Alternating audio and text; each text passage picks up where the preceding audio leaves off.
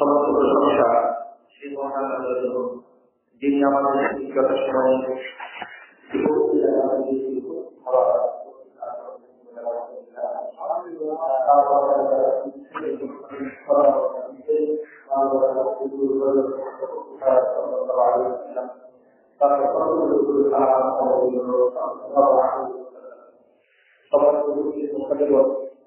আমরা কোরআন সুন্নাহ বিরোধী মতবাদের পক্ষে আপনি পারেন কি ধরনের পরিণত হবে সে সম্পর্কে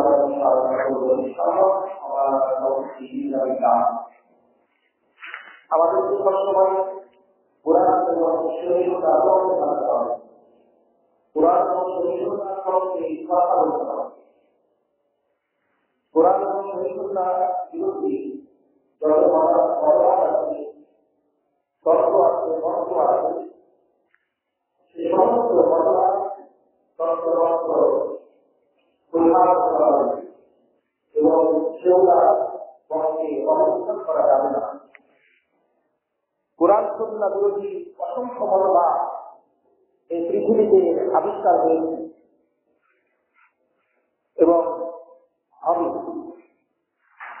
কোরআন সুন্নাহ বিরোধী যত মতবাদ এই পৃথিবীতে আবিষ্কার হয়েছে, কোনটার পক্ষে সামান্যতম সমর্থন সহযোগিতা এগুলো করা যাবে না।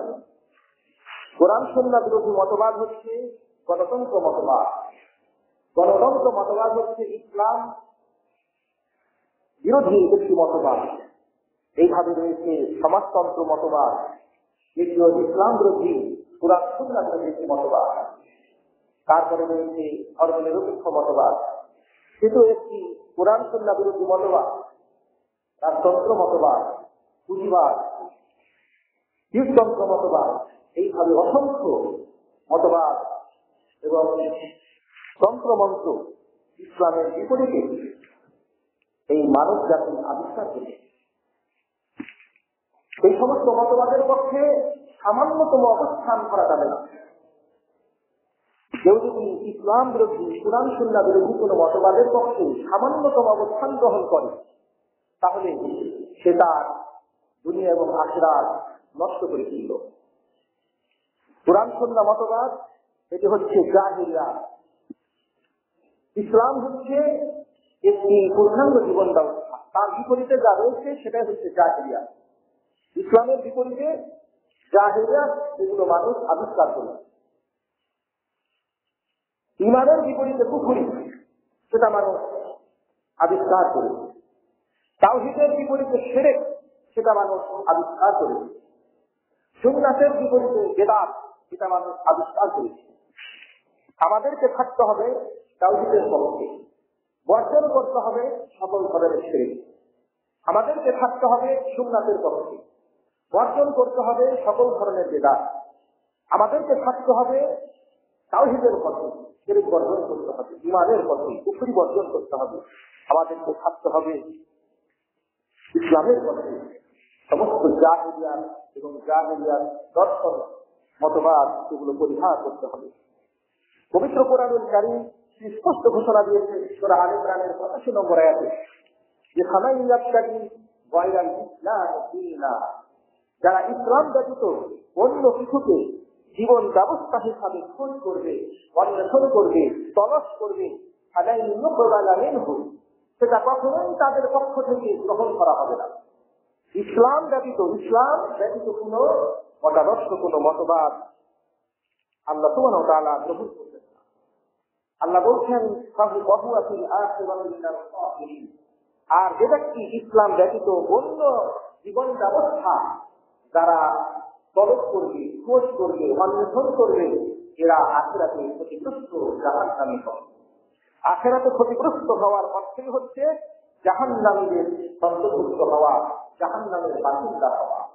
এজন্য ইসলামের বিপরীতে যাহা কিছু এসেছে সেটাই হচ্ছে জাহিলিয়াত।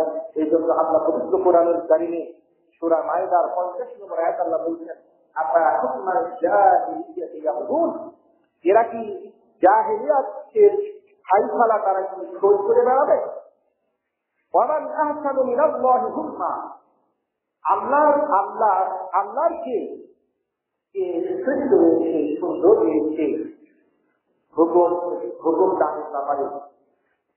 আল্লাহ যে হুকুম দিয়েছেন সেই হুকুম ব্যতীত অন্য কোন হুকুম কত সুন্দর হতে পারে সেটা তো নয়। আমার আহসানু মিনাল্লাহি হুকমা, আল্লাহর পক্ষ থেকে যে সমস্ত হুকুম এসেছে সেটার বিপরীতে কোন হুকুম সুন্দর হুকুম হতে পারে? আল্লাহ সুবহানাহু ওয়া তাআলা যে ফায়সালা দিয়েছেন সেই ফায়সালার বিপরীতে কোন ফায়সালা সুন্দর হতে পারে? প্রশ্ন উত্তর হচ্ছে আল্লাহ সুবহানাহু ওয়া তাআলা ফায়সালার বিপরীতে পৃথিবীতে এমন কেউ কোনো ফায়সালা দিতে পারে না যদি সুন্দর হতে পারে। সেজন্য আল্লাহ সুবহানাহু ওয়া তাআলা বলছেন, আমান আহসানু মিনাল্লাহি হুকমান লিকাওমিন ইউকিনুন, যারা বিশ্বাসী মানুষ তাদের কাছে আল্লাহর হুকুম ব্যতীত অন্য কোন হুকুম শ্রেষ্ঠ হতে পারে না, সুন্দর হতে পারে না। সেজন্য মানুষ ইসলামের বিপরীতে যে জাহিলিয়াত আবিষ্কার করেছে, ইসলামের বিপরীতে যে মতবাদ মতাদর্শ আবিষ্কার করেছে, সেটা কখনোই একজন বিশ্বাসী মানুষ গ্রহণ করতে পারে না। আমরা মুমিন, আমরা বিশ্বাসী, আমরা বিশ্বাস করি আল্লাহ বিধান দিয়েছেন সেটা সুন্দর বিধান তিনি দিয়েছেন। আমরা বিশ্বাস করি কুরআন সুন্নাহ বিরোধী যত বিধান রচিত হয়েছে পৃথিবীতে সব বিধান হচ্ছে অসুন্দর, মন্দ, খারাপ, জাহিলিয়াত, অজ্ঞতা, মূর্খতা। এই জন্য আমাদেরকে সদা সর্বদা কুরআন এবং সুন্নাহর পক্ষে থাকতে হবে। কুরআন সুন্নাহ বিরোধী কোনো মতবাদ যেন আমরা গ্রহণ না করি। কুরআন সুন্নাহ বিরোধী মতবাদ হচ্ছে গণতন্ত্র মতবাদ। সেই গণতন্ত্র মতবাদের পিছনে ছোটা কোন ইমানদার, কোন মুসলিম মানুষের উচিত হবে না। যারা দুনিয়া হারিয়ে ফেলতে চায়, যারা আখিরাত হারিয়ে ফেলতে চায়, ওই সমস্ত মানুষগুলোই ইসলামের বিপরীতে যে সমস্ত তন্ত্রমন্ত্র আবিষ্কার হয়েছে সেই সমস্ত তন্ত্রমন্ত্রের পিছনে ছুটে বেড়াবে। এজন্য পবিত্র কোরআনুল কারীম স্পষ্টভাবে ঘোষণা দিয়েছে যে তারা কুরআন সুন্নাহ বিরোধী যে কোনো মতাদর্শ মতবাদ জীবন ব্যবস্থার পিছনে ছুটে যারা ক্ষতিগ্রস্ত হবে, যারা জাহান্নামী হবে, ইমানদার মানুষ সদা সর্বদা তারা কুরআন সুন্নাহর পক্ষে থাকবে। কুরআন সুন্নাহ বিরোধী কোন আমল, আখলাক, চরিত্র, আকীদা, মানহাজ ইত্যাদির পক্ষে তারা কখনোই থাকবে না। সেজন্য আল্লাহ পবিত্র কোরআনুল কারীমে বলতেছেন সূরা নিসার 85 নম্বর আয়াতে যে মান ইয়াশফা শাফাআতান হাসানাতান, যারা ভালো সুপারিশ করবে, মান ইয়াশফা সুপারিশ করবে, শাফাআতান হাসানাতান ভালো একটি কাজের জন্য, ভালো একটি কর্মের জন্য, ভালো কিছুর জন্য যারা সুপারিশ করবে, ইয়াকুল্লাহু নাসিবুম মিনহা, তারা সেই ভালো বিষয়টা যে সুপারিশ করেছে সেই সুপারিশের জন্য তারা তার অনুদান লাভ করবে।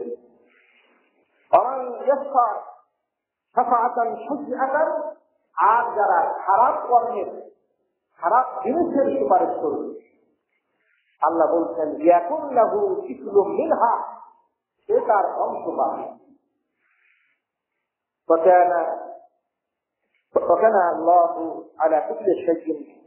আর আল্লাহ তো সকল বিষয়ের উপরে তিনি ক্ষমতাবান রয়েছেন। পবিত্র কোরআনুল কারীমের সূরা নিসার 85 নম্বর আয়াত স্পষ্টভাবে ঘোষণা দিয়ে দিল যে কোন ব্যক্তির পক্ষে খারাপ বিষয়ের সুপারিশ, খারাপ বিষয়ের সমর্থন, খারাপ বিষয়ের পক্ষে উদারতি এটা করতে পারবে না। কেউ যদি কোনো খারাপ মতাদর্শের পক্ষে, কোন খারাপ তন্ত্রমন্ত্রের পক্ষে যদি সুপারিশ করে, শাফাআত করে, তাহলে সেই খারাপ তন্ত্রমন্ত্রের জন্য সে কিন্তু তার পাপ সে কিন্তু অবশ্যই পাবে।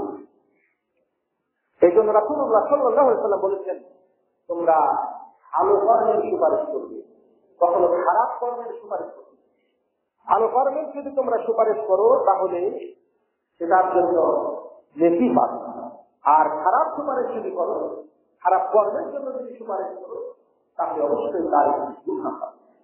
পবিত্র কোরআনুল কারীম স্পষ্টভাবে ঘোষণা দিল যে আমরা কখনোই কোন খারাপ বিষয়ের পক্ষে অবস্থান গ্রহণ করতে পারবো না, কোন খারাপ বিষয়ের পক্ষে মোকাবিলা করতে পারবো না, কোন খারাপ বিষয়কে সমর্থন করতে পারবো না, কোন খারাপ বিষয়কে আইনের জন্য চেষ্টা করতে পারবো না, তদবির করতে পারবো না।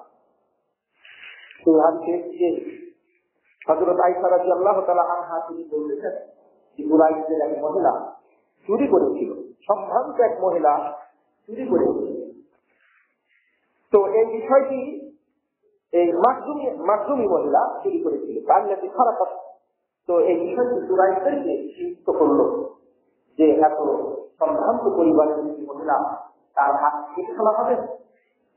তো এ ব্যাপারে রাসূলের সাথে আলোচনা করার জন্য তাকে পাঠানো হলো, যাতে তাকে মাফ করে দেয়, ক্ষমা করে দেয়।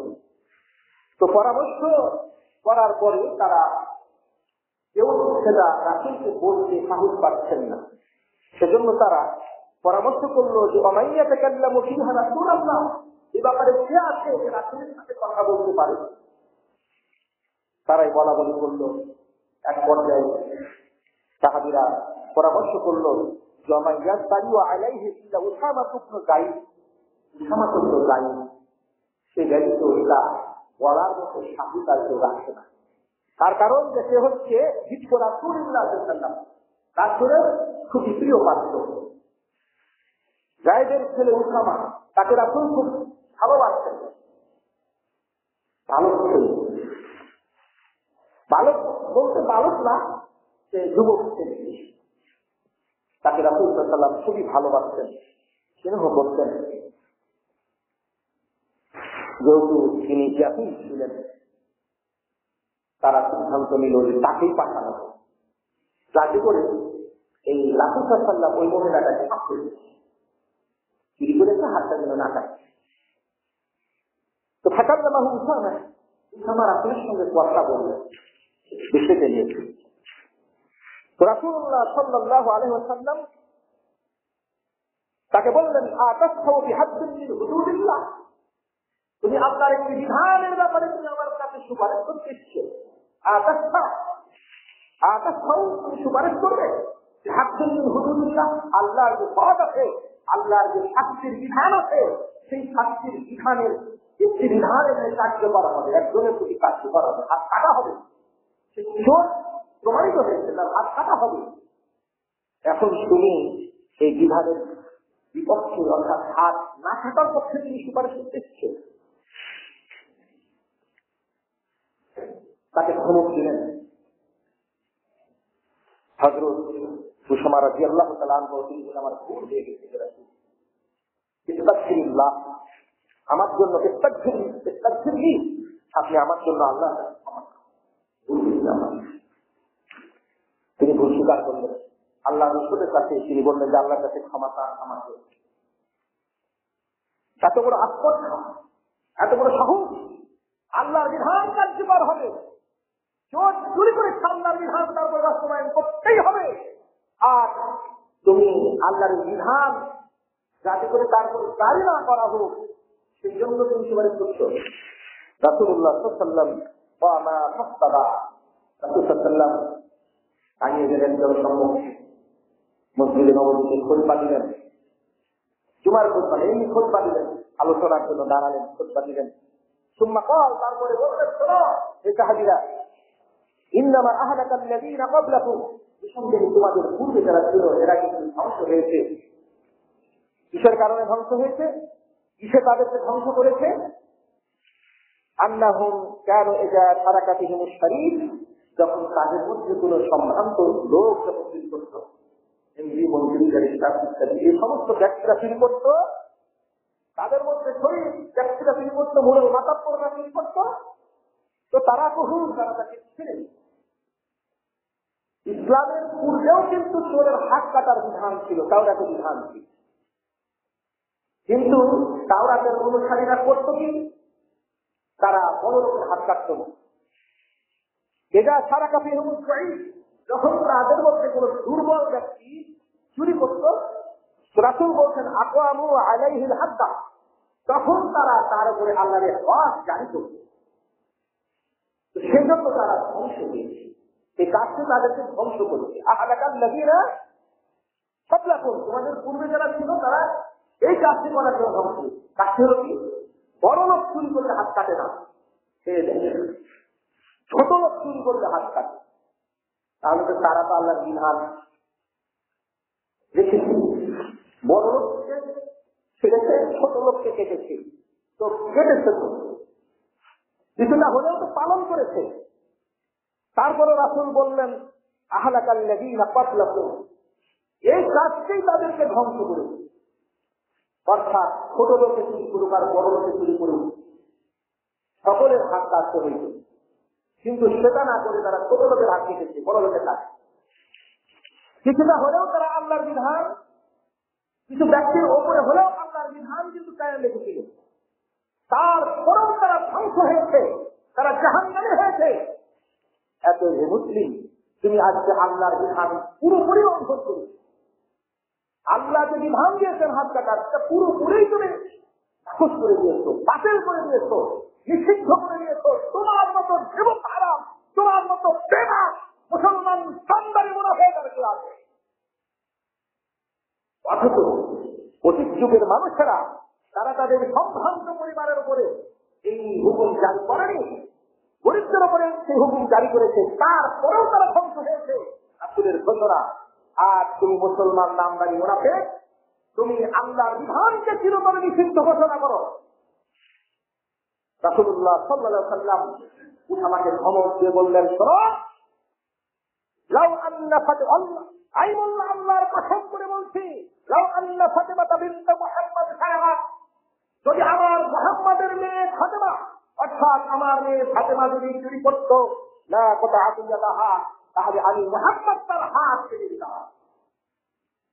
কোথাকার যে সম্ভ্রান্ত পরিবার সে চুরি করেছে, চুরি করা প্রমাণিত হয়েছে, তার হাত কাটতেই হবে, সেটা আল্লাহর বিধান। তোমরা তার হাত না কাটার পক্ষে সুপারিশ করতে যাচ্ছ? এনারা আল্লাহর কসম করে বলছি, আমার মেয়ে যদি চুরি করতো আর সেটা যদি প্রমাণিত হতো সে চুরি করেছে, তাহলে আমি মুহাম্মদ সাল্লাল্লাহু আলাইহি ওয়াসাল্লাম আমার মেয়ের হাত কেটে দিতাম। আল্লাহর বিধান। হাদিস বুখারীর 3475 নম্বর হাদিস, মুসলিমের 4504 নম্বর হাদিস। এই হাদিসটি অসংখ্য সেই হাদিসের চেয়ে বুখারীর হাদিস, এই সমস্ত হাদিসগুলো প্রমাণ করে আল্লাহর হুকুমের বিপক্ষে, আল্লাহর বিধানের বিপক্ষে কোন সুপারিশ চলে না, কোন ফায়সালা চলে না, কোন উকালিত চলে না। আল্লাহর বিধানের বিপরীতে, আল্লাহর বিধানের বিপক্ষে কোন ধরনের বাধা চলে না, কোন ধরনের সুপারিশ চলে না, কোন ধরনের নিষিদ্ধতা চলে না। আব্দুল্লাহ ইবনে উমর রাদিয়াল্লাহু তাআলা আনহু, উমরের ছেলে আব্দুল্লাহ বলতেছেন, রাসূলকে আমি বলতে শুনেছি, রাসূল বলেছেন, মান হালাক কাফাআতুহু দুনা হাক্কিন মিন হুদুদিল্লাহ, আল্লাহ যে বিধান জারি করেছেন সেই বিধানের বিপরীতে কোন ব্যক্তির সুপারিশ যদি বাধা হয়ে দাঁড়ায়, এমন কোন একজন ব্যক্তি সুপারিশ করলো যার সুপারিশের কারণে আল্লাহর একটি হক জারি হওয়া থেকে বাধা হয়ে গেল, রাসূল বলছেন ফাকাদ জাদ্দাল্লাহ, সেই ব্যক্তি আল্লাহর সঙ্গে সে বিরোধিতায় লিপ্ত হলো। কত বড় কথা! ফাকাদ জাদ্দাল্লাহ, সে ব্যক্তি আল্লাহ বিদ্রোহী, সে ব্যক্তি আল্লাহ দ্রোহী। যে ব্যক্তির সুপারিশের কারণে, যে ব্যক্তির পরামর্শের কারণে, যে ব্যক্তির নির্দেশের কারণে আল্লাহর বিধান লঙ্ঘিত হবে, আল্লাহর হুদুদ কায়েম হবে না, আল্লাহর জমিনে আল্লাহর বিধান কায়েমে বাধা সৃষ্টি হবে, রাসূল বললেন ফাকাদ জাদ্দাল্লাহ, সে ব্যক্তি আল্লাহর সঙ্গে বিরোধিতায় লিপ্ত হলো। তুমি কত বড় রূপ হারাম, তুমি ইমানদার নিজকে দাবি করো, অথচ তুমি আল্লাহর বিরুদ্ধে অবস্থান করো, আল্লাহর সঙ্গে বিদ্রোহ করো। রাসূল বলছেন শুধু তাই নয়, মান ফাসালাফি বাতিল, যে ব্যক্তি বাতিলের পক্ষে, যে ব্যক্তি ঝগড়া করবে, জানতে সেটা বাতিল, বাতিলের পক্ষে ঝগড়া করবে, সে জানে যে এটা বাতিল, তারপরে সে বাতিলের পক্ষে সে লড়াই করতেছে, ঝগড়া করতেছে, বিতর্ক করতেছে। রাসূল বলছেন লাম ইয়াজাল ফি সাখাতিল্লাহ, সেই সদা সর্বদা আল্লাহর ক্রোধের মধ্যে থাকবে, আল্লাহর রাগের মধ্যে থাকবে সে। অর্থাৎ সব সময় তার উপরে আল্লাহর রাগ, আল্লাহর ক্রোধ বিদ্যমান রয়েছে। তাহলে বাতিল, যারা বাতিলের পক্ষে যারা অবস্থান করবে, বাতিলের পক্ষে যারা বিতর্ক করবে, কোরআনের বিরোধী, হাদিসের বিরোধীরা রয়েছে তা বাতিল। তুমি মুসলমান, তুমি মাজারের পক্ষে ঝগড়া করবে, মাজার প্রতিষ্ঠিত হবে, মাজার গাইব হবে, অথচ মাজারে হাজার হাজার মানুষ আজকে শ্রেয়কে দিচ্ছিল। লজ্জা করে না? এই মাজার গুলো আজকে দুর্ঘট আকারে তৈরি করে দিয়েছিল, সেই মাজারে আজকে চেষ্টা চলছে, সেই মাজারে আজকে প্রার্থনা করছে, সেটা তো বাতিল। সমস্ত মাজার গুলোকে ভেঙে উড়িয়ে দিতে হবে, সেটাই আল্লাহর বিধান। আল্লাহ ছাড়া পৃথিবীতে কারো চেষ্টা হবে না। অথচ তুমি মুসলিম, তুমি তোমার নিজ হাতে করেছো মাজার, সেই মাজারে তুমি যে চেষ্টা মারো, সেই মাজারের মানুষের কাছে তুমি প্রার্থনা করো, ছেড়ে যদি দল তুমি মুসলিম, তুমি চিরস্থায়ী জাহান্নামী। অথচ তুমি সেই মাজারের পক্ষে কথা বলো, মাজার থাকছে, কখনোই মাজার থাকতে পারে না। এগুলো হচ্ছে জাহেলিয়াত, ইসলামের বিপরীতে জাহেলিয়াত আবিষ্কৃত হয়েছে। আজকে পীরদের তুমি চেষ্টা করছো, পীরের পক্ষে কথা বলছো, লজ্জা করে না?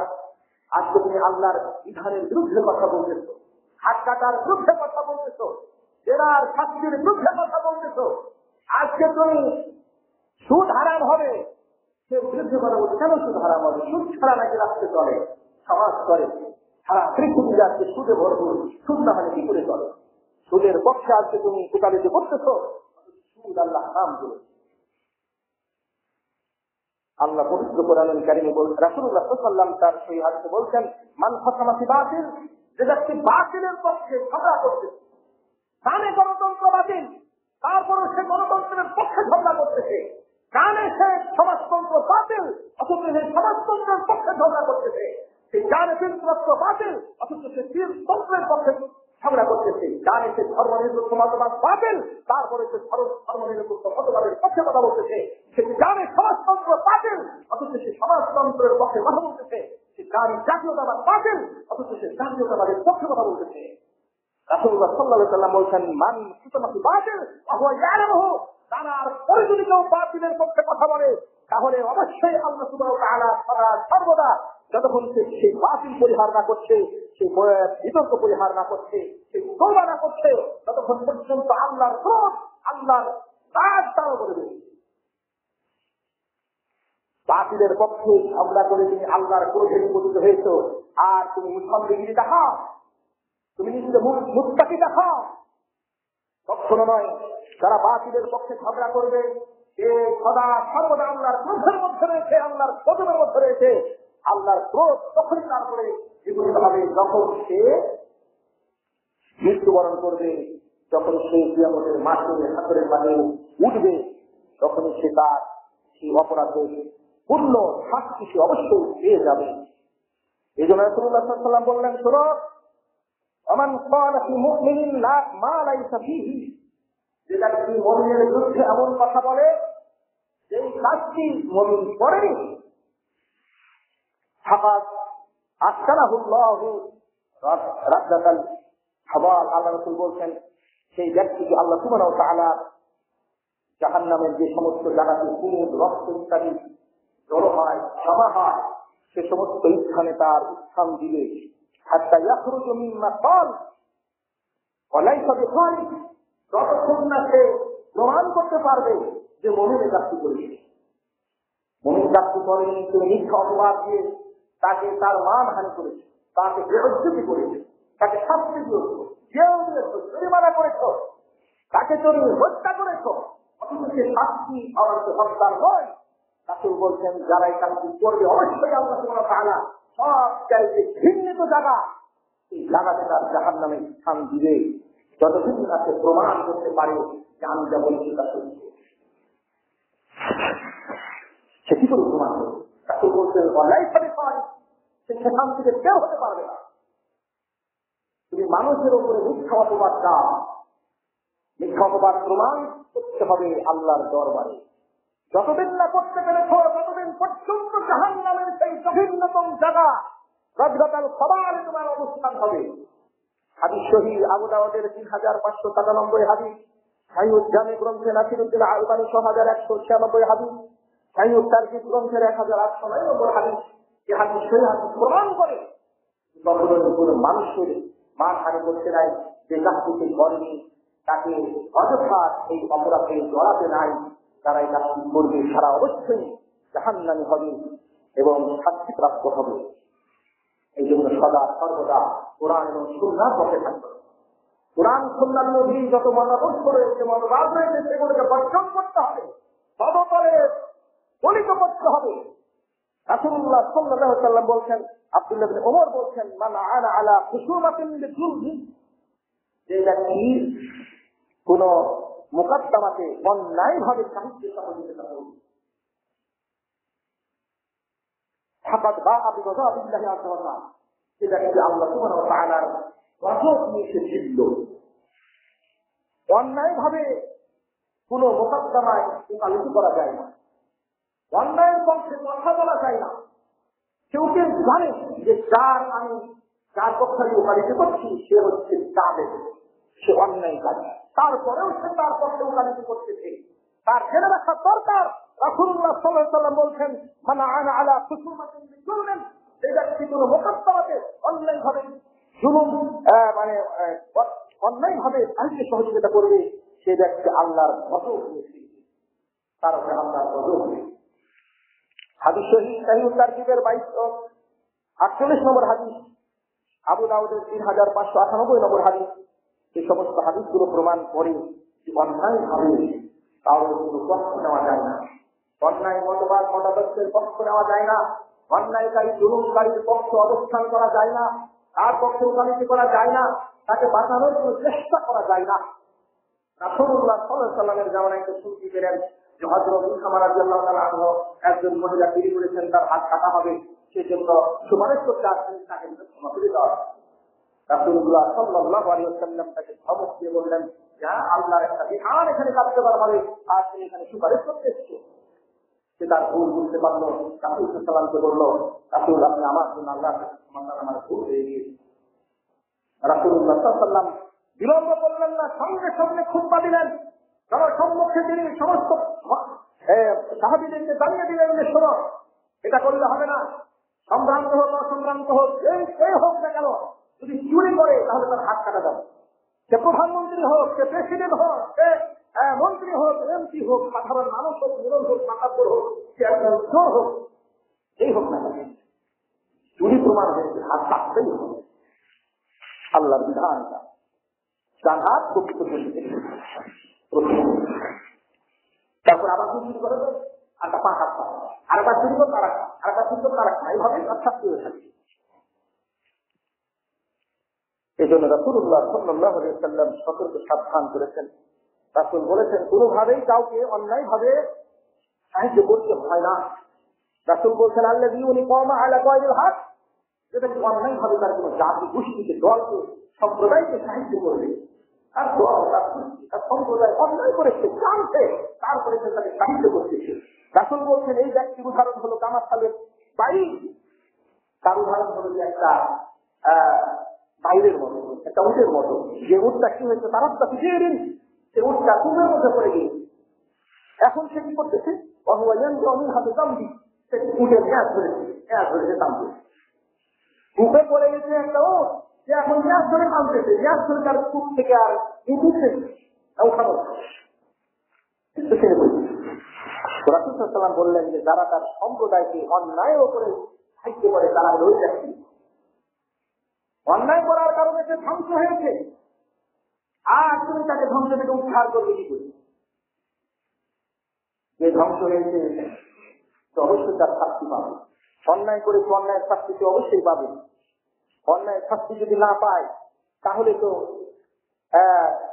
সে পবিত্র হতে পারবে না, জাতি পবিত্র হতে পারবে না। অন্যায় করে অন্যায় বাস্তবায়িত করে কোনো জাতি পবিত্র হতে পারে না।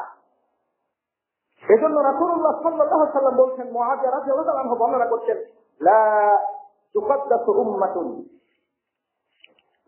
লা ইউকযা ফিহা বিল হক, সেই উম্মতকে, সেই জাতিকে কখনোই পবিত্র করা হবে না, সেই জাতিকে কখনোই পবিত্র করা হবে না যে জাতি লা ইউকদা ফিহা বিল হক, যে জাতি সত্যের সাথে সে তাদের মধ্যে ফায়সালা করে না, যে জাতির মধ্যে সত্য ফায়সালা নাই, ন্যায় ফায়সালা নাই, সেই জাতি কখনো পবিত্র হতে পারে না, তারা অপবিত্র জাতি। রাসূলুল্লাহ সাল্লাল্লাহু আলাইহি ওয়াসাল্লাম বললেন, ওয়ালা ইয়াখুযুল যায়িফ, যে জাতির দুর্বল মানুষ গ্রহণ করতে পারে না, নিতে পারে না, হাক্কাহু, তার অধিকার মিনাল কবি, শক্তিশালীদের কাছ থেকে। এই জাতির দুর্বল মানুষেরা তাদের শক্তিশালী মানুষদের কাছ থেকে তাদের হক আদায় করতে পারে না, সেই জাতি কখনো অপবিত্র হতে পারে না, সেই জাতি অপবিত্র জাহান্নামী জাতি। এতে দরিদ্র অসহায় যারা ন্যায্য অধিকার পাবে তাদের ন্যায্য অধিকার ফিরিয়ে দিতে হবে। ন্যায্য অধিকার আজকে হরণ করছে আজকে প্রভাবশালীরা, বিত্তশালীরা, শক্তিশালীরা, অথচ শক্তিশালীদের কাছ থেকে দুর্বল মানুষদের অধিকার আদায় করে দেওয়া হচ্ছে না। রাসূল সাল্লাল্লাহু আলাইহি ওয়াসাল্লাম যথার্থই বলেছেন, সেই জাতির কখনো পবিত্রতা নাই, সেই জাতির কখনো পাপ মুক্তি নাই, সেই জাতির কখনো নাজাত নাই, সেই জাতির মধ্যে ন্যায়ের বিচার হয় না, ইনসাফের বিচার হয় না, সেই জাতির মধ্যে দুর্বল মানুষেরা শক্তিশালী মানুষদের থেকে তাদের অধিকার দিতে পারে না। হাদিস, সেই হাদিস সাহিহুদ্দারবিদের 2191 নম্বর হাদিস। এই হাদিস প্রমাণ করে যে আপনি যদি পবিত্র হতে চান, আপনি যদি অপরাধ মুক্ত হতে চান, নিরপরাধ হতে চান, অবশ্যই আপনার জাতি গোষ্ঠীর মধ্যে ন্যায় বিচার প্রতিষ্ঠা করতে হবে, অধিকার প্রতিষ্ঠা করতে হবে, কোরআন সুন্নাহর বিধান প্রতিষ্ঠা করতে হবে। যার হক ওয়া যাহাকাল বাতিল, আল্লাহর পক্ষ থেকে কোরআন হক এসেছে, সমস্ত কোরআন বিরোধী মতবাদ বাতিল হয়ে গিয়েছে। আল্লাহর ঘোষণা, আল্লাহ বলছেন জাল হক ওয়া যাহাকাল বাতিল, হক এসে গিয়েছে এবং হকের বিপরীতে যত বাতিল আছে সমস্ত বাতিল শূন্য বিচূর্ণ হয়ে গিয়েছে। হক আসার পরে কোনো বাতিলের স্থান নাই, তাওহীদ আসার পরে কোনো শিরকের স্থান নাই, ঈমান আসার পরে কোনো কুফরের স্থান নাই, ইসলাম আসার পরে কোনো জাহিলিয়াতের স্থান নাই, সুন্নাত আসার পরে কোনো বিদআতের স্থান নাই। এগুলোকে সবকে বর্জন করতে হবে। রাসূলুল্লাহ সাল্লাল্লাহু আলাইহি ওয়াসাল্লাম যথার্থই বলেছেন, তিনি বলেছেন মাআল ইন্নাল্লাহা মাআল কাদি, আল্লাহ সুবহানাহু ওয়া তাআলা সদা সর্বদা সেই বিচারকের সাথে থাকেন, সেই কাজীর সাথে থাকেন, মালাম ইয়াতুর, যতক্ষণ না সে জুলুম করে। বিচারক যতক্ষণ না সে জুলুম করে ততক্ষণ পর্যন্ত আল্লাহ সেই বিচারকের সামনে থাকেন। আল্লাহর নবী বলছেন ফাইজা জারা, যখন একজন বিচারক বিচার করতে গিয়ে জুলুম করে, তাখাল্লা আনহু, আল্লাহ তার কাছ থেকে খালি হয়ে যায়। আল্লাহর কোন সাহায্য, সহযোগিতা, বাধা, কোন কিছুই তার উপরে থাকবে না, আল্লাহ তার থেকে তাই মুক্ত হয়ে গেলেন। রাসূল বলছেন ফলে হলো কি, শয়তান তাকে দেখলে ধরল, সে তখন শয়তানের অনুসারী হয়ে গেল, শয়তানের বন্ধু হয়ে গেল। আল্লাহ তার থেকে দূরে সরে গেলেন। হাদিস সহিহুদ্দারবিদের 2996 নম্বর হাদিস, হাদিস সহিহ রয়েছে, তিরমিজির হাদিস। এই জন্য আমাদের কোরআন এবং সুন্নাহর কথা থাকতে হবে, সদা সর্বদা কোরআন এবং সুন্নাহর দ্বারাতে ফায়সালা করতে হবে। কোরআন সুন্নাহ বিরোধী কোনো ফায়সালা করা যাবে না, কোনো বিচার করা যাবে না। এই জন্য রাসূলুল্লাহ সাল্লাল্লাহু আলাইহি ওয়াসাল্লাম দায়িত্বহীন কণ্ঠে বলেছেন, আল কুজাত সালাসা, ফায়সালাকারীরা পৃথিবীতে যারা ফায়সালা করে তারা হলো তিনটা। ইসলামে সুন্নাত দুই প্রকার যাবে জাহান্নামে, আর ওয়াহিদুল ফিল জান্নাত এক প্রকার যাবে জান্নাতে। রাসূল বলছেন দুই শ্রেণীর যারা জাহান্নামে যাবে তাদের মধ্যে এক প্রথম শ্রেণী হলো যে সে হক জানে না, সত্য জানে না, ন্যায় জানে না। হক তাকে বলে সেই জ্ঞান তার নাই। কোরআন কি ফায়সালা দিয়েছে, হাদিস কি ফায়সালা দিয়েছে, কোন ফায়সালার জ্ঞান তার নাই। তার জ্ঞান আছে কি ব্রিটিশ ল কি আছে, আমেরিকান ল কি আছে, ভারতের লয়ে কি আছে, মানবরচিত বিধানে কি আছে, সেটার জ্ঞান তার আছে। অথচ আপনার বিধানে কি ফায়সালা আছে সেই জ্ঞান তার মধ্যে নাই। ফলে কি করলো, সে হক বিরোধী ফায়সালা দিল, জুলুমের ফায়সালা দিল। হকও জানে না, হক অনুযায়ী ফায়সালাও দিল না। রাসূল বলছেন সেই হলো সেই এক প্রথম শ্রেণী, সে হলো জাহান্নামী। আর এক শ্রেণীর কাজী হচ্ছে যে সে হক জানে, সত্য জানে, বাস্তবতা জানে, অথচ সে বাস্তবতা বিরোধী খাইছাড়া দিল। রাসূল বলছেন সে হলো জাহান্নাম। আর এক শ্রেণী হলো যে জান্নাতি, সে হচ্ছে সেই কাজী, সেই বিচারক, সেই মীমাংসাকারী, যে হক জানে এবং হক অনুযায়ী খাইছাড়াও করত, সে হলো জান্নাতি। এই জন্য আমাদের কোরআন সুন্নাহ বিরোধী সকল মতবাদ, সকল মতাদর্শ পরিহার করে কোরআন এবং সুন্নাহ দিকে আসতে হবে। তাহলে ইহকালের জীবন এবং পরকালের জীবন সুখময় হবে, শান্তিময় হবে। আখিরাতের জীবন জান্নাতি জীবন হবে, জাহান্নামী জীবন হবে না। এই জন্য আমাদেরকে আখিরাতের জীবনকে কল্যাণকর করার জন্য, সুখময় শান্তিময় করার জন্য কোরআন এবং সুন্নাহর পক্ষে সর্বদা থাকতে হবে।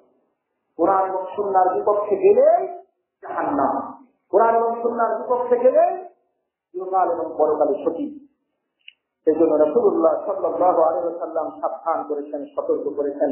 রাসূল বলছেন, শোনো, আল্লাহর কসম করে বলছি, লা তুলকাদান্না পুরাল ইসলাম, ইসলামের যে বাঁধন আছে, ইসলামের যে শক্তি আছে, ইসলামের যে শরীয়তের বিধান আছে, এটা খসে যাবে, খসে যাবে, উড়ুয়া উড়ুয়া একটা একটা করে বাঁধন খসতে থাকবে। ইসলামের যে বিধান আছে সেগুলা লঙ্ঘিত হয়ে থাকবে, একটার পর একটা লঙ্ঘিত হয়ে থাকবে। রাসূল বলছেন, ফাকুল্লামান ফাজাত উরওয়াতুন, যখনই একটা উরওয়া, একটা বিধান নষ্ট হয়ে গেল, ভঙ্গ হয়ে গেল, তাসাব্বাসিন নাস বিল্লাতি তালিহা, তখন মানুষ তার পরের বিধানটা করবে। এইভাবে করতে করতে পুরো ইসলামের বিধানগুলো লঙ্ঘিত হয়ে যাবে। আল্লাহ রাসূলের ভবিষ্যৎবাণী অক্ষরে অক্ষরে আজকে সত্য প্রমাণিত হয়েছে। রাসূলুল্লাহ সাল্লাল্লাহু আলাইহি ওয়াসাল্লামের মৃত্যুর পরে সাহাবীরা রাসূলের রেখে যাওয়া দ্বীন তারা পরিপূর্ণভাবে প্রতিষ্ঠা করেছিলেন, অক্ষরে অক্ষরে মেনে চলেছিলেন। চোরের যা শাস্তি হয়, জেনাকারীর যা শাস্তি হয়, চুরির যা শাস্তি হয়, সালাত না পড়লে যে শাস্তি হয়, জাকাত না দিলে শাস্তি হয়, শাস্তি আর শাস্তি আল্লাহর বিধানের বাস্তবায়ন আর বাস্তবায়ন। নিজের উপরে ইসলামের সমস্ত আমলের বাস্তবায়ন ছিল। একে একে একে একে সত্যি আছে, কাটতে আছে, লঙ্ঘিত হয়ে আছে। রাসূল বলছেন, আল্লাহর কসম করে বলছি, এই ইসলামের সেই বিধিবিধানগুলো, শরীয়তের বিধানগুলো একটার পর একটা, একটার পর একটা লঙ্ঘিত হতে থাকবে। যখন একটা বিরুদ্ধ হয়ে গেল, তখন আরেকটাতে এসে ধরলো। এইভাবে করতে করতে রাসূল বলেন, ফাআউয়ালুহা নাকযা আল হুকম, সর্বপ্রথম শরীয়তের যে উরওয়াটি, বাঁধনটি, শক্তিটি, শরীয়তের যে বিধানটি বিলুপ্ত হবে, সেটা হচ্ছে আল হুকম, আল্লাহর বিধান দিয়ে ফাইসালা করা। রাসূল বলেন, সর্বপ্রথম আল্লাহর বিধান দিয়ে ফাইসালা করার এই বিধান বা এই উরওয়াটি বিলুপ্ত হবে। ও আখিরুহা আস-সালাত, আর সর্বশেষ বিলুপ্ত হবে সালাত। এখন সালাত বিলুপ্ত না। যদি একজন মুসলমান থাকে, প্রকৃত সালাত সম্পাদনকারী, প্রকৃত সালাত পাঠকারী, নামাজ পণ্যওয়ালা মানুষ কয়টা হবে? সালাত কিন্তু আজকে বিলুপ্তির পথে। এই জন্য রাসূল সাল্লাল্লাহু আলাইহি ওয়াসাল্লাম বললেন, এই ইসলামের যে উরওয়া আছে, বন্ধন আছে, যে বন্ধন দিয়ে আল্লাহর সঙ্গে বন্ধন সৃষ্টি হয়, যে বন্ধন দিয়ে জান্নাতের সঙ্গে মানুষের বন্ধনের সৃষ্টি হয়, সেগুলো আজকে একটা একটা করে সব বিলুপ্ত হয়ে গেল। রাসূল বলছেন, সর্বপ্রথম বিলুপ্ত হবে আল্লাহর ফায়সালা, হুকম। সর্বপ্রথম হুকম, শরীয়ত অনুযায়ী আল্লাহর বিধান অনুযায়ী ফায়সালা করা, সেটা বিলুপ্ত হবে। এটা অত্যন্ত আগেই বিলুপ্ত হয়েছে, আজকে হাজার হাজার বছর আগে সেটা হয়ে গেছে। নামধারী মুসলমানেরা আল্লাহর হুকুম দিয়ে ফায়সালা করা হাতে ছেড়ে দিয়েছে। তারপরে একটা একটা করে সবই ছুটে যাচ্ছে। এইভাবে করতে করতে রাসূল বললেন, সর্বশেষ ছুটে যাবে সালাত। যারা সালাত ছুটে দেবে, এরা ঈমানদারদের মধ্যে থাকবে না, এরা হলো দাজ্জাল বাহিনী। সালাত যারা পরিহার করে চলে, এরা দাজ্জাল বাহিনী, এরা মুসলমান বাহিনী নয়। এরা হচ্ছে দাজ্জালের অনুসারী, দাজ্জাল। এই জন্য রাসূলুল্লাহ সাল্লাল্লাহু আলাইহি ওয়াসাল্লামের সাহাবী হুযায়ফা বলছেন, আউয়ালু মা তাফকিদুনা মিন দীনিকুম আল খুশু, তোমরা সর্বপ্রথম তোমাদের দ্বীন থেকে হারাবে সেটা হচ্ছে একাগ্রচিত্ততা, বিনয়, বিনম্রতা, খুশু উঠে যাবে। আখিরু মা তাফকিদুনা মিন দীনিকুম আস-সালাত, তোমরা তোমাদের দ্বীন, এই দ্বীনের সর্বশেষ যে জিনিসটা হারিয়ে ফেলবে সেটা হলো সালাত, সালাত হারিয়ে ফেলবে। তিনি বলছেন, লা তাজুন্না উলাল ইসলামে উরওয়া উরওয়া, ইসলামের বিধানগুলো একটা একটা করে সব বিলুপ্ত হবে। মহিলারা হাইজ অবস্থাতে সালাত করবে, দ্বীন থাকবে না। তোমরা লা তাসকুলুন্না তারিকা মান কানা কাবলাকুম হাজওয়ান হুজ্জাতি বিল হুজ্জা ওয়া হাজওয়ান না'ল বিন না'ল, তোমরা তোমাদের অতীত জাতিগুলো, ইহুদি খ্রিস্টান সহ বিভিন্ন জাতিগুলোর অনুসরণ করবে। জুতার সাথে জুতার মিল থাকে যেমন, একটি তীরের সাথে আর একটি তীরের মিল থাকে যেমন, সেইভাবে তোমরা অনুসরণ করবে। তোমরা তাদের রাস্তা, তাদের পথ, তাদের মত তোমরা ভুল করবে না। দেখি কোন পথে ইহুদি চলে, কোন পথে খ্রিস্টান চলে, তাদের কালচার কি, তাদের আখলাক কি, তাদের আমল কি, তাদের চাল কি, তাদের চলন কি, সেটা অনুসরণ করবা। তোমরা তাদের পথ ভুল করবা না, তাদের পথে তোমরা ভুল করবা না। ইসলামের পথ গেল কোথায়? ইহুদি কি করে কি চলে, ইহুদি কি করে অর্থনীতি চালায়, ইহুদি কি করে সমাজ চালায়, ইহুদি কি করে রাষ্ট্র চালায়, ইহুদি কি করে ধর্ম চালায়, ইহুদি কি করে বিয়ে করে, ইহুদি কি করে প্রেম করে, এগুলো নিয়ে ব্যস্ত আছে। ইহুদিরা কি করে, খ্রিস্টানেরা কি করে বিভিন্ন অপরাধ করতেছে, সে অপরাধে জড়িয়েছে। ইহুদিরা খ্রিস্টানেরা কিভাবে নেপথ্য হয়ে চলে, কি করে ফ্যাশন করে চলে, সেই ফ্যাশন গ্রহণ করছে। ঠিক তোমার নির্বত মুসলিম নামের কলঙ্ক, তুমি মুসলিম, তুমি নিজকে ইসলামের ছায়াতলে আশ্রয় দিয়েছ, মুসলমানের ঘরে তোমার জন্ম হয়েছে, অথচ তোমার অনুসরণ আজকে বিধর্মীদের। রাসূল বলছেন, ওয়ালা ইউখতি আন্নাকুম, এবং তাদের পথও তোমাদেরকে ভুল করবে না। তোমরাও তাদের পথ ভুল করবে না, আর তাদের পথও তোমাদেরকে ভুল করবে না। ইহুদি খ্রিস্টান বিধর্মীদের পথ তোমরা অনুসরণ করবা। হাত্তা তাবাকা ফিরকাতা, হযরত হুযায়ফা রাদিয়াল্লাহু আনহু বলছেন, মানুষ দুই ফিরকা হয়ে যাবে, এই শয়তানেরা দুই ফিরকা হয়ে যাবে। এক ফিরকা সে বলবে 5 ওয়াক্ত সালাতের কি হবে, 5 ওয়াক্ত সালাত করব, 5 ওয়াক্ত সালাত করব না, 3 ওয়াক্ত করলেই হয়, 3 ওয়াক্তটাও করবে। আরেক সম্প্রদায় বলবে ঈমানুল মুমিন বিল্লাহি কা ঈমানিল মালায়েকা, আর ঈমান থাকলেই হলো, মানুষের ঈমান হলো ফেরেশতার ঈমানের মতো, শুধু ঈমান থাকলেই হলো। সালাত না করলে কি হলো, যাকাত না দিলে কি হলো, হজ না করলে কি হলো, গণতন্ত্র করলে কি হলো, ধর্ম নিরপেক্ষ করলে কি হলো, সমাজতন্ত্র করলে কি হলো, ইসলাম না মানলে কি হলো, ঈমান তো আছে। এটা হলো এক দল। হুযায়ফা রাদিয়াল্লাহু তাআলা আনহু বলছেন, মা ফিনা কাফিরুন ওয়ালা মুনাফিক, আমাদের মধ্যে কোনো মুনাফিক নাই, কোনো কাফের নাই, সবাই মুমিন। এটা হলো এক শ্রেণী। হুযায়ফা রাদিয়াল্লাহু তাআলা আনহু বলছেন, হাক্কুন আলাল্লাহি আন ইয়াহসুরাহুমা মা'আদ দাজ্জাল, আল্লাহর উপরে হক হচ্ছে, আল্লাহর উপরে চূড়ান্ত সত্য হচ্ছে, এই দুই দলকেই আল্লাহ সুবহানাহু ওয়া তাআলা দাজ্জালের সঙ্গে এদের অবস্থান করবেন। ইয়াহসুরুহুমা মা'আদ দাজ্জাল, এরা দাজ্জালের সাথে অবস্থান করবে। তাহলে 3 ওয়াক্ত সালাত করে যদি দাজ্জালের সাথে অবস্থান করতে হয়, তুমি কেন বাকি চিন্তা করেছো তুমি কত বড় দাজ্জালের অনুসারী। হযরত হুযায়ফা রাদিয়াল্লাহু আনহু বলছেন, মানুষ দুই শ্রেণী হয়ে যাবে, ইসলামের সমস্ত বিধিবিধান তো লঙ্ঘিত হয়ে যাবে, সর্বশেষ যেটা উঠে যাবে সেটা হলো সালাত, সালাত উঠে যাবে। এক শ্রেণীর মানুষ থাকবে, তারা বলবে যে আল্লাহ তো বলেছে সকাল সন্ধ্যা সালাত করতে, 3 ওয়াক্ত সালাত করলেই হয়, 3 ওয়াক্ত সালাত করবে, তারপর সালাত করতেছে 3 ওয়াক্ত করতে, 2 ওয়াক্ত সে বর্জন করছে। রাসূল সাল্লাল্লাহু আলাইহি ওয়াসাল্লামের হুযায়ফা বলছেন, তিনি হলেন প্রথম গ্রুপ। আর আরেকটা গ্রুপ হলো যারা মনে করে যে মুমিনের ঈমান থাকলেই হলো, মুমিনের ঈমান ফেরেশতার মতো ঈমান, কাফের মুনাফিক বলে কিছু নাই। আচ্ছা রে আছে ঈমান, মুসলমানের মধ্যে কাফের কি, মুসলমানের মধ্যে মুনাফিক কি? মুসলমানের মধ্যে কাফের থাকে না, কুফরি করলে কাফের হয়, মুনাফিকই থাকলে মুনাফিক হয়।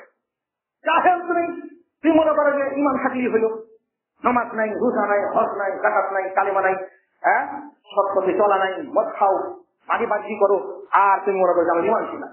নাউযুবিল্লাহ। রাসূল সাল্লাল্লাহু আলাইহি ওয়াসাল্লামের সাহাবী হুযায়ফা বলতেছেন এই দুই শ্রেণী দাজ্জালের সাথে অবস্থান করবে। হাদিস সহিহ রয়েছে, মুস্তাদরাকে হাকিমের সেই হাদিস ৮,৪৪৮ নম্বর হাদিস। এই সমস্ত হাদিস প্রমাণ করে যে আমাদেরকে কোরআন এবং সুন্নাহর প্রতি আসতে হবে। এই দুনিয়ার জীবনের সফলতা, আখিরাতের সফলতা পেতে হলে সকল ধরনের মতাদর্শ পরিহার করে আসুন, কোরআন এবং সহিহ সুন্নাহর ছায়াতলে আসুন, কোরআন এবং সহিহ সুন্নাহর পক্ষে আসুন, কোরআন সুন্নাহ বিরোধী সকল মতাদর্শ বর্জন করুন। আল্লাহ সুবহানাহু ওয়া তাআলা আমাদের সকলকে যিনি সেই তৌফিক দান করেন বলে আমিন।